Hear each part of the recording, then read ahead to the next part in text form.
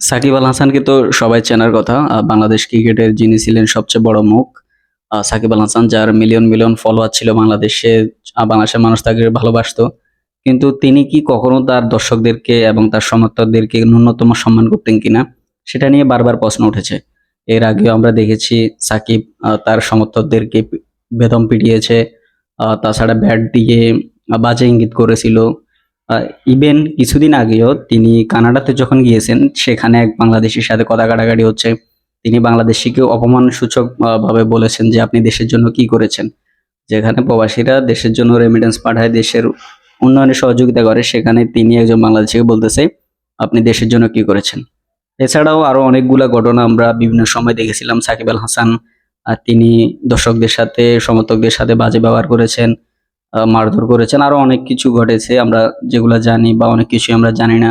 রাশেদুজ্জামান রাকিব, তাকে তো আমরা সবাই চেনার কথা, বাংলাদেশের বিখ্যাত কন্টেন্ট ক্রিয়েটর। বিভিন্ন বিষয় নিয়ে তিনি কথা বলেন, কন্টেন্ট তৈরি করেন।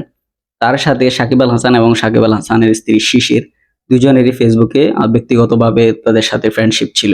বর্তমানে চলমান কোটা আন্দোলন নিয়ে রাশেদুজ্জামান রাকিব সাকিব আল হাসান এবং শিশিরকে বলেছিলেন যে ছাত্রদের পক্ষ হয়ে কিছু কথা বলার জন্য।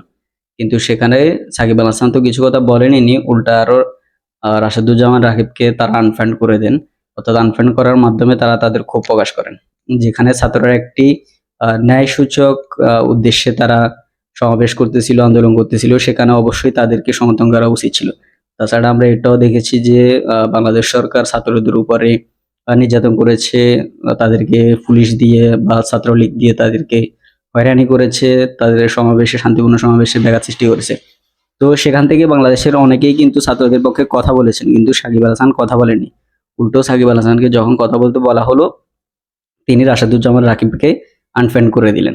এভাবেই সাকিব আল হাসান কিন্তু বিভিন্ন সময় বিভিন্ন ঘটনা ঘটিয়ে যাচ্ছেন, যেগুলা আমরা কখনো বিচার পাবো বলে আশা করি না। এর আগেও তিনি দর্শকদেরকে বেদম পিটিয়েছেন, সমর্থকদেরকে বাজে ইঙ্গিত করেছেন, ব্যাট দিয়ে বাজেভাবে দেখিয়েছিলেন।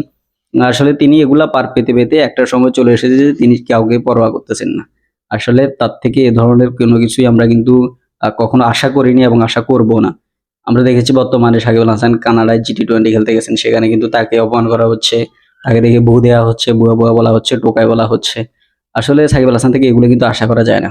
সাকিব আল হাসান, আমরা দেখেছিলাম গত বছর তিনি বিশ্বকাপ মাঝপথে রেখে বাংলাদেশে চলে এসেছেন শোরুম উদ্বোধন করার জন্য।